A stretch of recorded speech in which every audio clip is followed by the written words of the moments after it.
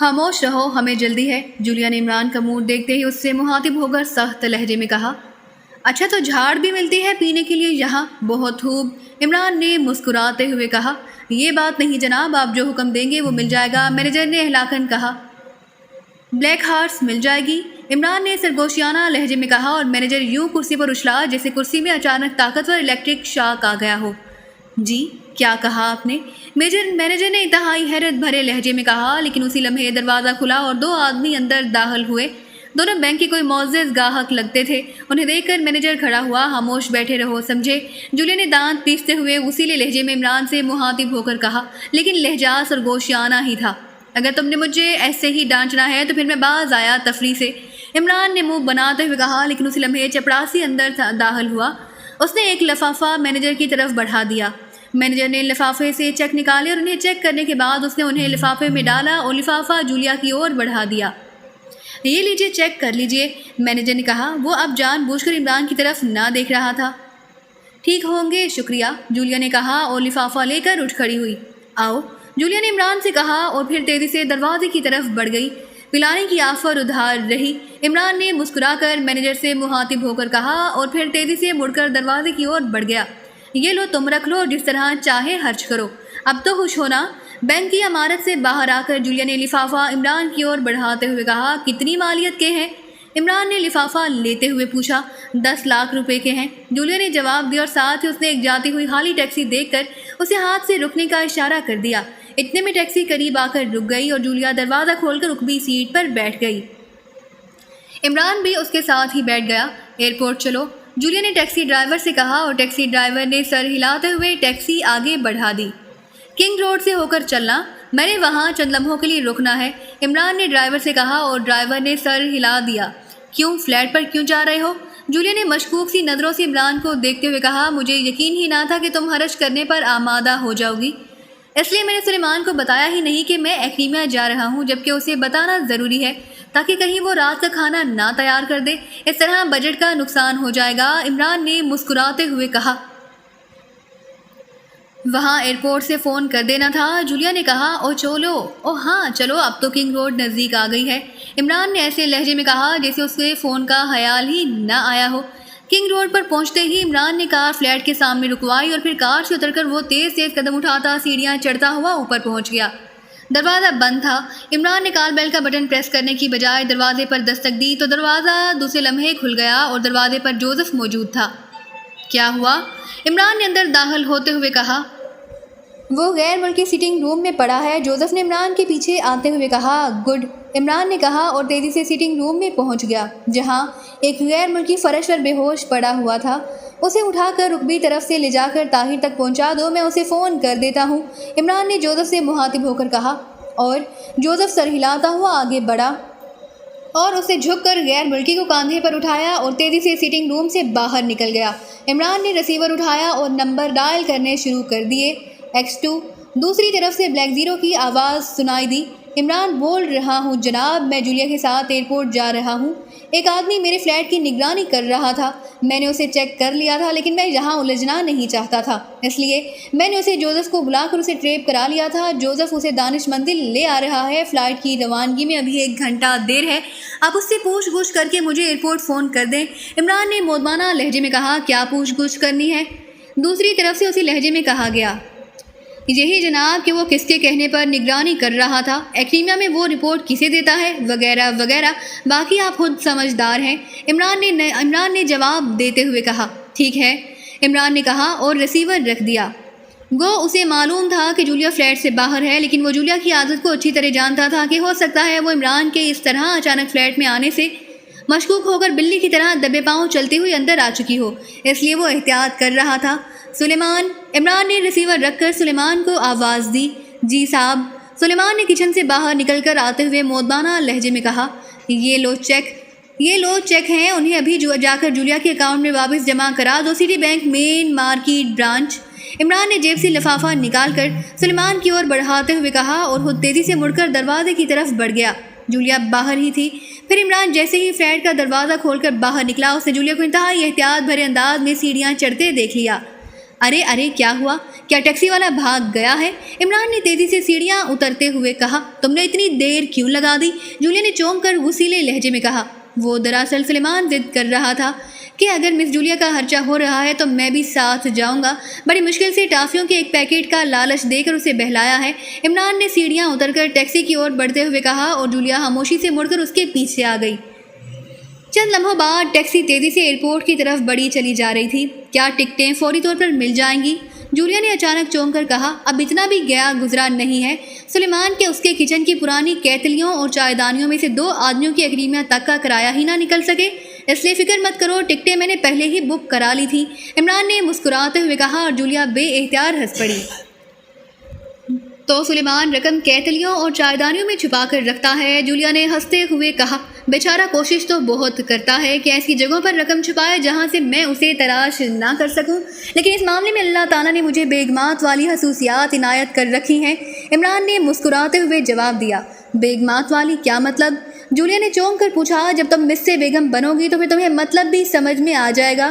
بیچارہ شوہر لاکھ رقم کو بیگم کی نظروں سے چھپا کر رکھے، لیکن بیگم ایک لمحے میں تلاش کر لیتی ہے اور بیچارہ شوہر پھر نئی جگہ سوچنا شروع کر دیتا ہے، عمران نے کہا، اور جولیا ایک بار پھر بے اختیار کھلکھلا کر ہنس پڑی۔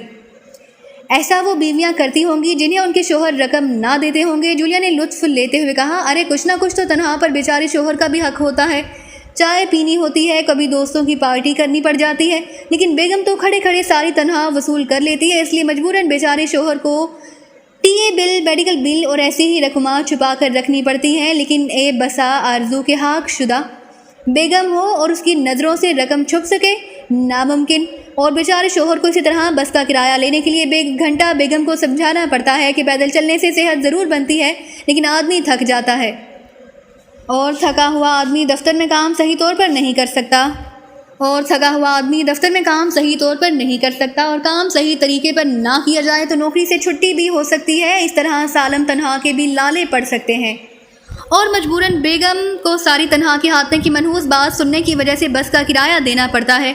عمران کی زبان کینچی کی طرح چل رہی تھی اور جولیا کا چہرہ ہنسی روکنے کی وجہ سے پکے ہوئے ٹماٹر کی طرح سرخ پڑ گیا تھا، کیونکہ اس نے بیک مرر میں ڈرائیور کو بھی ہنستا ہوا دیکھ لیا تھا اور اسے خیال آ گیا کہ وہ بہرحال ٹیکسی میں بیٹھی ہوئی ہے۔ بیچارے شوہر، جولیا نے ہنستے ہوئے کہا۔ ہاں شوہر بیچارے ہی ہوتے ہیں، کیوں مسٹر ڈرائیور، تم بیچارے ہو یا باچارے؟ عمران نے مسکراتے ہوئے کہا، اور ساتھ ہی وہ ڈرائیور سے مخاطب ہو گیا۔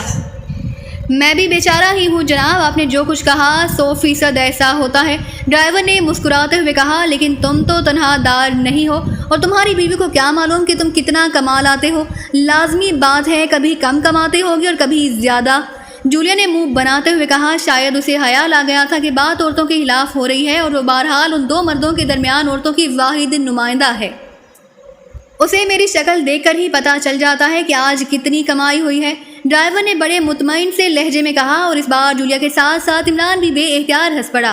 تھوڑی دیر بعد وہ ایئرپورٹ پہنچ چکے تھے۔ عمران نے ٹیکسی ڈرائیور کو جیب سے ایک بڑا نوٹ نکال کر دیتے ہوئے کہا، باقی بھی رکھ لو، اور سنو، باقی رقم میں سے ایک چھوٹی سی پرفیوم کی شیشی اپنی بیوی کے لیے خرید لینا، عورت کو جب تحفہ ملتا ہے تو اسے اتنی خوشی ہوتی ہے کہ اس کی باقی صلاحیتوں میں سب معاف ہو جاتی ہیں، اس لیے باقی رقم آسانی سے چھپا لو گے، عمران نے کہا، اور تیزی سے مڑ کر ایئرپورٹ کی طرف بڑھ گیا۔ البتہ مڑتے ہوئے اس نے ڈرائیور کے چہرے پر ایسے تاثرات ضرور دیکھ لیے تھے جیسے اسے عمران کا یہ قیمتی مشورہ بے حد پسند آیا ہو۔ عمران نے جا کر بورڈنگ کارڈ لیا اور پھر وہ دونوں اندر لاؤنج میں جا کر بیٹھ گئے۔ ابھی فلائٹ کی روانگی میں 1 گھنٹہ دیر تھی۔ مجھے ابھی تک یقین نہیں آ رہا کہ چیف نے واقعی تفریح کے لیے ہمیں بھیجا ہوگا، جولیا نے کہا، اور عمران بے اختیار مسکرا دیا۔ کیوں، کیا تفریح ہمارا حق نہیں؟ ہم مشینیں تو نہیں کہ 24 گھنٹے اور 12 مہینے بس کام ہی کیے جائیں، جیتے جاگتے انسان ہیں اور انسانوں کو بہرحال تفریح کی ضرورت ہوتی ہے، عمران نے منہ بناتے ہوئے کہا۔ ہاں تمہاری بات درست ہے، کبھی کبھی واقعی میں بھی یکسانیت سے بیزار ہو جاتی ہوں۔ ویسے ایک بات ہے، اگر ہم نے ذاتی خرچہ ہی کرنا تھا تو پھر باقی ساتھیوں کو ساتھ لے جایا جا سکتا تھا، جولیا نے کہا۔ تمہارا مطلب ہے ساری تفریح غارت ہو جائے؟ وہ صفدر بزرگوں کی طرح نصیحتیں کرنا شروع کر دیتا ہے، کیپٹن شکیل مفکروں کی طرح یہ سوچنا شروع کر دیتا ہے کہ جہاز میں اگر سیٹوں کی ترتیب بدل دی جاتی تو اس سے مسافروں کو کیا فائدہ ہو سکتا ہے۔ تنویر تمہیں گھورتا رہتا اور مجھ پر غصہ نکالتا رہتا۔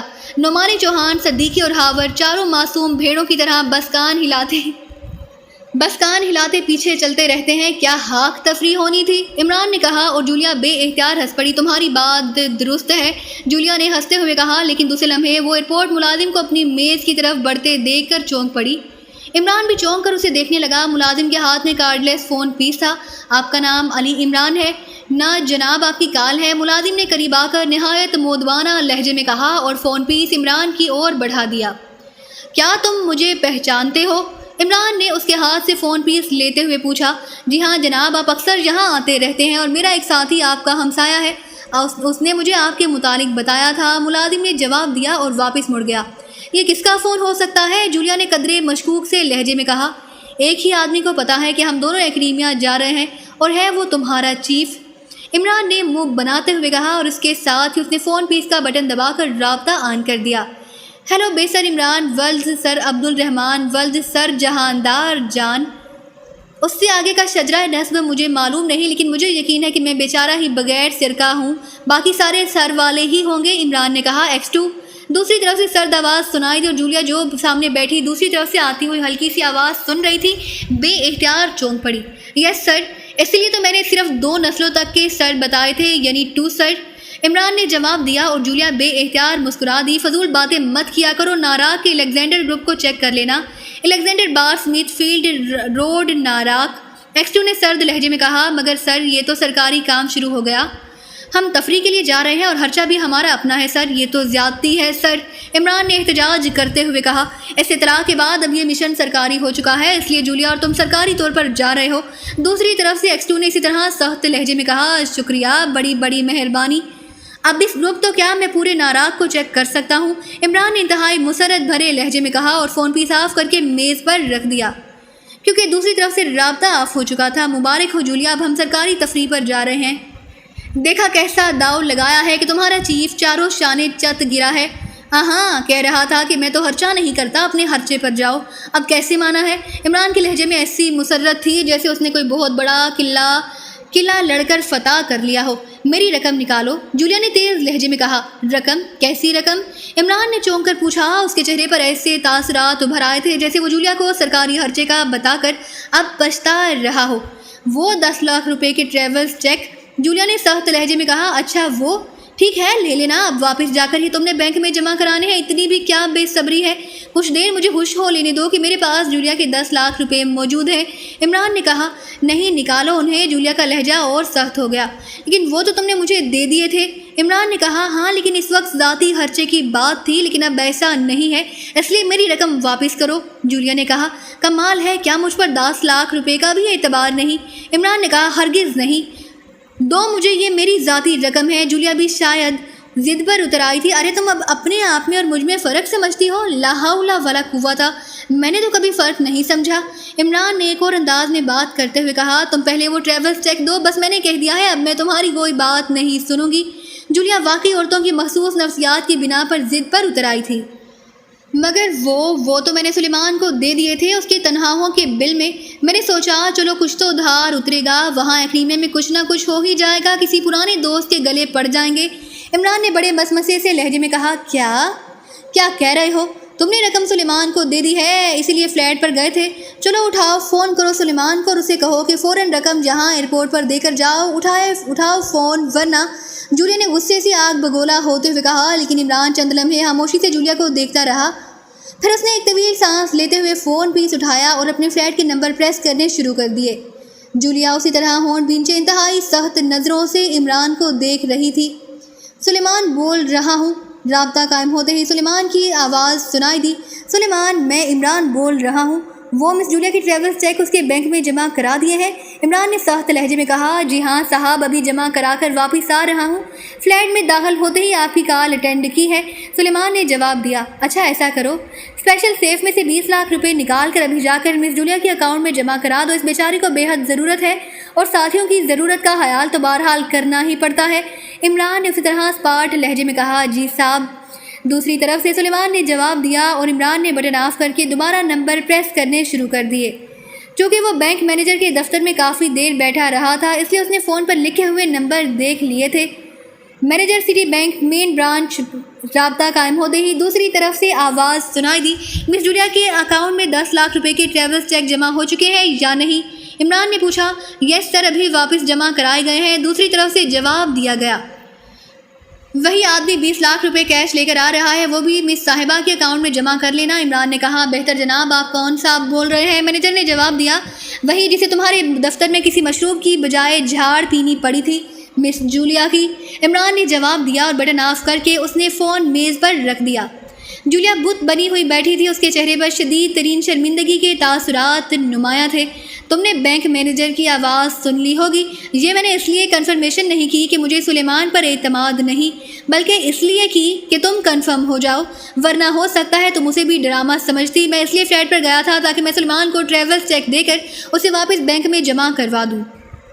अल्लाह का करम है, अब इतना भी गया गुजरा नहीं हूँ मैंने तो तुमसे रकम इसलिए ली थी कि मुझे उससे मुसरत हुई थी कि तुम मेरा इतना ख्याल रखती हो, और मैंने 20 लाख रुपए भी इसलिए तुम्हारे अकाउंट में जमा करा दिए हैं ताकि तुम्हें मालूम हो सके कि इमरान को तुमसे सिर्फ रकम लेकर खुशी नहीं हुई, देकर भी खुशी होती है। इस रकम से तुम अपनी आइंदा सालगिरह पर मेरी तरफ से कोई तोहफा खरीद लेना। इमरान ने इंतहाई खुश्क लहजे में कहा और फिर फ़ोन पीस उठाकर वो काउंटर की ओर बढ़ गया ताकि फ़ोन पीस वापस करने के साथ साथ काउंटर पर कॉलों की अदायगी भी कर दे। मैं सख्त शर्मिंदा हूँ इमरान, मुझे वाकई ऐसा रवैया इख्तियार नहीं करना चाहिए था। न जाने क्यों बस मुझ पर ज़िद सवार हो गई थी। मैं वापस आकर तुम्हारी रकम भी तुम्हें दे दूँगी और 10 लाख रुपए भी। तुम बेशक मेरी तरफ से उन्हें किसी फलाही इदारे को दे देना, लेकिन देना अपने हाथों से, मुझे माफ़ कर दो, जूलिया ने इंतहाई शर्मिंदा लहजे में कहा। उसकी आवाज़ जज्बात की वजह से लर्ज रही थी। वादा? इमरान ने मुस्कुराते हुए कहा। हाँ वादा, जूलिया ने जवाब दिया। गुड, इसका मतलब है ड्रामा कामयाब रहा। इमरान ने मुस्कुराते हुए कहा तो जूलिया बेएहतियात चौंक पड़ी। ड्रामा? कैसा ड्रामा? जूलिया ने बुरी तरह चौंकते हुए पूछा। यही रकम वापस करने वाला और 20 लाख रुपए मजीद देने वाला। सुलेमान अब वाकई बहुत बड़ा अदाकार बन गया है, इमरान ने मुस्कुराते हुए कहा। क्या मतलब? सुलेमान की अदाकारी का इसमें क्या ताल्लुक? जूलिया ने हैरान होते हुए पूछा। सुनो, मुझे मालूम था कि एक्स2 ने किसी भी लम्हे हमें काम बता देना है, इस तरह हर्चा सरकारी हो जाएगा।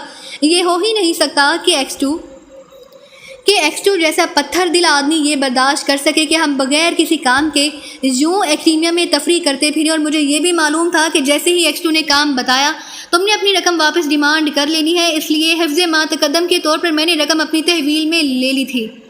मैं फ्लैट पर उतरा इसलिए था कि सुलेमान को पूरा ड्रामा समझा दूँ। उसे मैंने लिफाफा देकर कहा था कि वो तुम्हारे बैंक जाकर मैनेजर से मिले और ये ट्रैवल्स चेक भी कैश करा लाए और मैनेजर की आवाज़ भी अच्छी तरह सुन ले। बाकी बातें भी मैंने उसे समझा दी थी। तुमने गौर नहीं किया कि दूसरी बार मैंने बैंक में नहीं बल्कि दोबारा अपने फ्लैट पर ही फ़ोन किया था और सुलेमान ने मैनेजर की आवाज़ की नकल कामयाबी से कर ली। इस तरह 2 कॉलों की मौसूली सी रकम खर्च करके 10 लाख रुपए कमा लेना घाटे का सौदा नहीं रहा, इमरान ने मुस्कुराते हुए कहा। और जूलिया के चेहरे पर एक बार फिर गुस्से के तासुरात फैलते चले गए। लेकिन मैंने तो वादा ये रकम किसी फलाही इदारे को देने का किया था, जूलिया ने दांत पीसते हुए कहा। दारुल हुकूमत में सबसे बड़ा फलाही इदारा तो मेरा फ्लैट है और सुलेमान इसका मैनेजर है। अगर तुम चाहोगी तो बाकायदा रसीद भी जारी कर दी जाएगी, इमरान ने मुस्कुराते हुए जवाब दिया। और जूलिया बेएहतियात हंस पड़ी। तुम दोनों वाकई शैतान हो, आदमी सोच भी नहीं सकता कि पेशगी ये सब कुछ हो सकता है, जूलिया ने हंसते हुए कहा। दौलत कमानी बड़ी मुश्किल है मिस जूलिया, खास तौर पर हम जैसे फ्री लांसर के लिए। तुम्हें तो भारी तनख्वाहें मिल जाती हैं और सारे हिजाज सीक्रेट सर्विस अदा करती है, जबकि हमें एक मामूली सा चेक देकर टरहा दिया जाता है। इसलिए ऐसे ड्रामे ना किए जाएं तो वाकई आदमी भूखा मर जाए, इमरान ने कहा। और उसने ये बात इसलिए बनाई थी कि जूलिया वाकई इंतहाई शर्मिंदा हो रही थी।